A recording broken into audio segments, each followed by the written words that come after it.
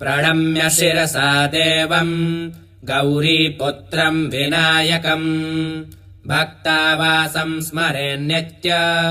मायुष्कामार्थसिद्धये प्रथमम् वक्रतुण्डम् च एकदन्तम् द्वितीयकम् तृतीयम् कृष्णपिङ्गाक्षम् गजवक्त्रम् चतुर्थकम् लम्बोदरम् पञ्चमम् च षष्ठम् विकटमेव च सप्तमम् विघ्नराजेन्द्रम्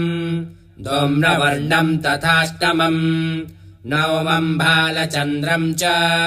दशमम् तु विनायकम् एकादशम् गणपतिम् द्वादशम् तु गजाननम् द्वादशैतानि नामानि त्रिसन्ध्यम् यः पठेन्नरः न च विघ्नभयम् तस्य सर्वसिद्धिकरम् परम्।